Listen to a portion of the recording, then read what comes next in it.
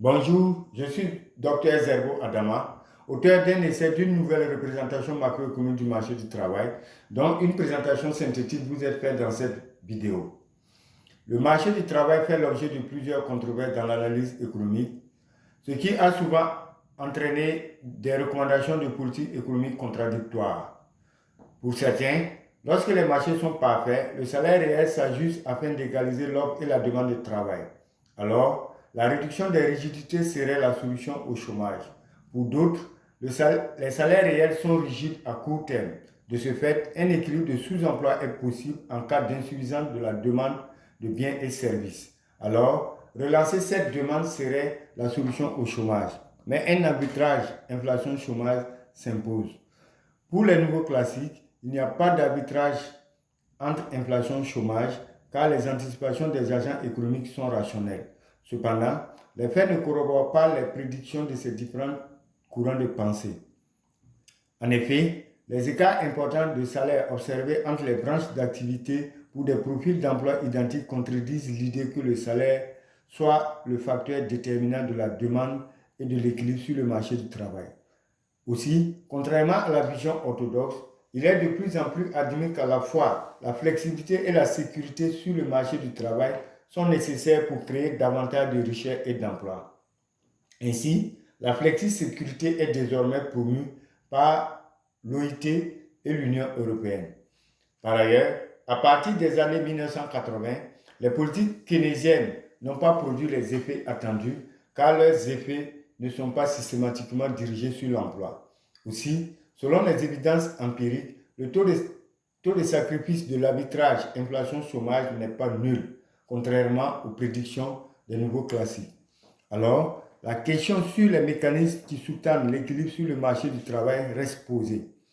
De ce fait, l'objectif de cette recherche est de développer une nouvelle représentation macroéconomique du marché du travail sur la base de la théorie générale de la firme pour appréhender les mécanismes de la formation de l'équilibre sur le marché du travail, les effets de l'accroissement de la demande de biens et services sur l'emploi et le taux de sacrifice de l'arbitrage inflation-chômage.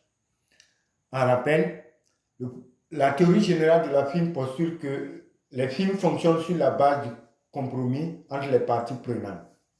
De ce fait, elle dispose d'une fonction implicite de compromis qu'elle optimise afin que chaque partie prenante se sente satisfaite. Pour ce faire, le processus de compromis sur le marché du travail est donc déterminé par la maximisation de la fonction de compromis sous contrainte de revenus.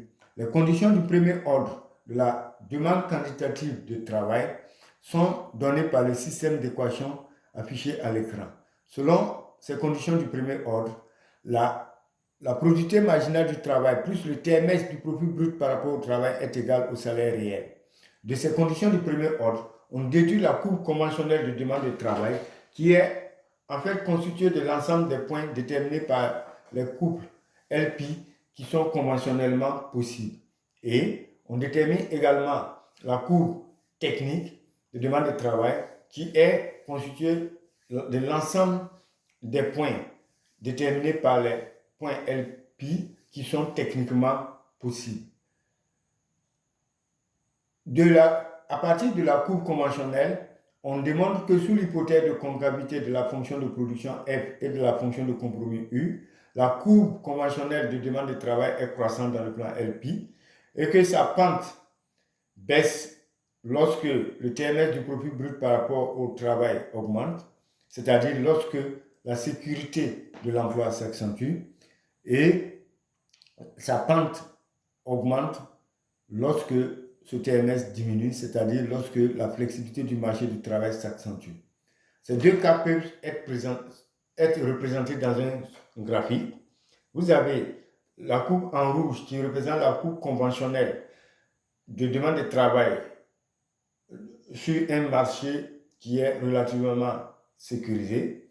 Ici, cette courbe en rouge a une pente relativement forte et vous avez la courbe en bleu qui représente la demande conventionnelle de travail sur le marché, sur un marché relativement plus flexible. Ici, la courbe en bleu qui a une pente relativement plus forte. Ainsi, la pente de la courbe conventionnelle de demande de travail, c'est-à-dire la dérivée de la demande de travail par rapport au profit brut, traduit le degré de sécurité sur le marché du travail. Par rapport à la formation de l'équilibre sur le marché du travail, on raisonne à l'échelle macro et on considère la fonction de production à l'échelle macroéconomique et la fonction de compromis à l'échelle macroéconomique. Selon le même raisonnement, on obtient alors les conditions du premier ordre issues du processus de compromis qui sont données par le système d'équations affiché à l'écran. De plus, on considère l'offre de travail qui est constante avec le profil brut. Ainsi, on obtient le système d'équilibre qui est déterminé par les trois équations affichées à l'écran. La première équation, c'est l'équation de la courbe conventionnelle de demande de travail. La deuxième équation représente la courbe technique. Et enfin, on a la courbe d'offre de travail. Pour l'analyse de l'équilibre de court terme sur le marché du travail, on distingue deux cas. Le cas où l'économie est dans une situation de plein emploi des capacités physiques de production et le cas où on est dans une situation de sous-emploi des capacités physiques de production. Lorsqu'on est dans une situation de plein emploi des capacités physiques de production, c'est-à-dire la demande est supérieure aux capacités de production, le système qui détermine l'équilibre sur le marché du travail est donné par les équations qui s'affichent à l'écran. Et la résolution graphique de ce système correspond au graphique illustré par le graphique affiché à l'écran. Vous avez d'abord la courbe conventionnelle de demande de travail qui est croissant avec le profit, donné ici par la courbe LDP. Vous avez la courbe technique qui est en pointillé, qui correspond à la courbe traditionnelle de profit dans le plan LP. Et vous avez enfin la courbe d'offre de travail qui est verticale ici, la courbe en rouge. Et l'équilibre ici est le point d'intersection entre la courbe conventionnelle et la courbe technique, ici le point E. En ce point d'équilibre, le niveau d'emploi total est L étoile. Ici, ce niveau d'emploi est inférieur à l'offre LS. On est dans une situation d'équilibre de sous-emploi et le sous-emploi est donc égal à LS moins L étoile. Et lorsqu'on est dans une situation de sous-emploi des capacités physiques de production, c'est-à-dire lorsque la demande est inférieure aux capacités de production, vous avez l'équilibre qui est déterminé par le système de trois équations qui s'affiche à l'écran. Et la résolution de ce système est représentée par le graphique ci-contre. Et le point d'équilibre est donc le point d'intersection entre la courbe conventionnelle et la courbe de technique qui est ici en vert, qui est représentée par une droite parce que l'offre est contrainte par la demande. Et le point d'équilibre est donc le point E. Et à ce niveau de point E, on a un niveau d'emploi L étoile. Et si le niveau d'emploi L étoile est inférieur à l'offre, on est dans une situation d'équilibre de sous-emploi et le sous-emploi est égal à LS moins L étoile.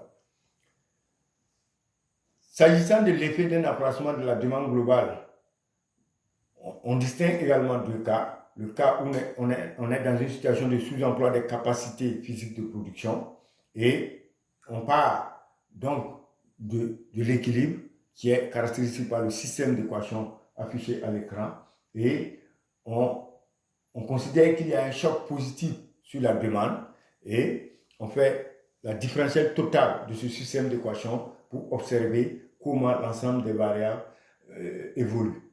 Et on obtient alors un nouveau système d'équation dont la résolution nous donne d'une part la variation de l'emploi en fonction de la variation de Y et d'autre part la variation du profit brut en fonction de celle de Y. Et à partir de ces résultats, on observe que l'effet de la croissance économique sur l'emploi croît avec la dérivée de la demande conventionnelle de travail par rapport au profit, c'est-à-dire la pente de la courbe conventionnelle de demande de travail. C'est-à-dire plus la sécurité s'accentue sur le marché du travail, plus la croissance est favorable à l'emploi. À l'inverse, on observe que l'effet de la croissance économique sur le profit brut décroît avec cette dérivée, et ce qui signifie que plus la flexibilité s'accentue sur le marché du travail, plus la croissance est favorable au profit brut. Alors, l'idée de la flexi-sécurité est donc justifiée, car si la flexibilité est favorable au profit brut, la sécurité est favorable à l'emploi. Graphiquement, ces deux situations peuvent être représentées comme suit. Vous avez le premier cas où la flexibilité est assez faible, représenté ici par une courbe conventionnelle de demande qui a une pente relativement faible, et le deuxième cas où la flexibilité du marché est assez élevée, où vous avez la pente de la courbe de demande conventionnelle qui est relativement forte. Et lorsqu'il y a un choc positif de demande, vous avez la demande qui évolue de Y1 à Y2. Dans ce cas, la variation de l'emploi est plus significative que la variation de l'emploi dans le second cas. Ce qui signifie que l'effet de l'accroissement de la demande globale sur l'emploi est significatif lorsque le marché du travail est moins flexible. Si on considère les cas extrêmes, c'est-à-dire un cas de flexibilité totale et un cas de sécurité totale, lorsque on est dans une situation de flexibilité totale, la courbe conventionnelle de demande de travail est verticale, et lorsque on est dans une situation de sécurité totale, la courbe de demande conventionnelle est horizontale. Dans le premier cas, lorsqu'on est dans une flexibilité totale et qu'on fait un accroissement de Y à Y1 à Y2, on a ici un effet maximal sur le profit, mais un effet nul sur l'emploi. Dans le deuxième cas, lorsqu'on est dans une situation de sécurité totale, la variation de la demande de Y1 à Y2 a un effet maximal sur l'emploi, mais un effet nul sur le profit.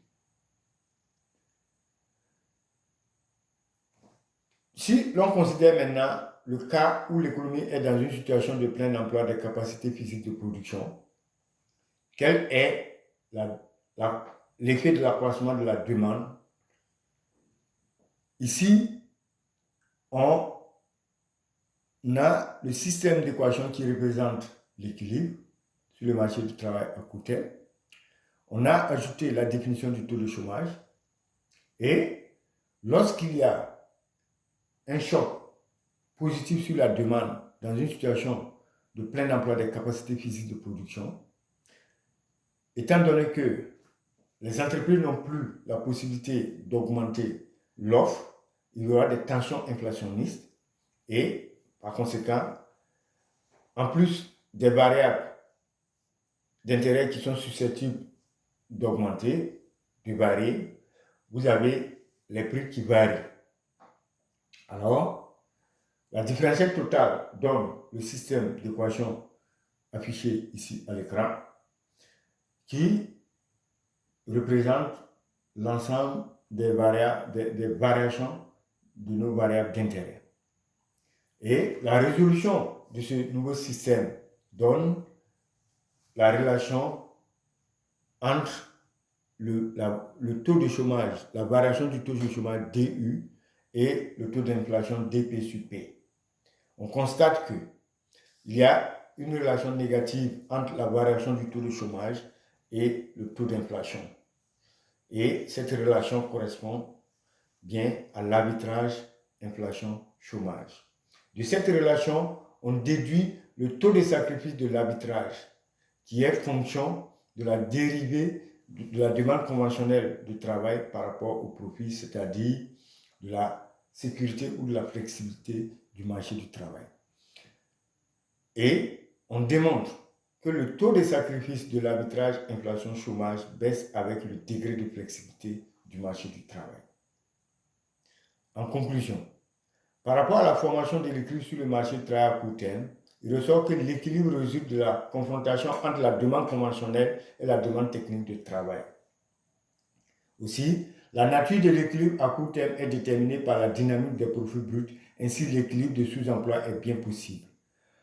S'agissant de la croissance économique, l'emploi et du profit, il ressort que plus la flexibilité s'accentue sur le marché du travail, plus la croissance économique devient favorable au profit brut, mais défavorable à l'emploi. À l'inverse, plus la sécurité s'accentue sur le marché du travail, plus la croissance économique devient favorable à l'emploi, mais défavorable au profit brut. Alors, l'emploi et le profit étant tous deux nécessaires au progrès économique d'une nation, le concept de flexi-sécurité promu par le BIT et l'Union européenne depuis quelques années est bien fondé. Par rapport à l'arbitrage inflation-chômage, il ressort que, en cas de plein emploi des capacités physiques de production, un arbitrage s'impose entre inflation et chômage. Le taux de sacrifice de l'arbitrage baisse avec la flexibilité du marché du travail. Enfin, ces résultats offrent de nouvelles perspectives sur l'analyse du marché du travail à court terme. Je vous remercie.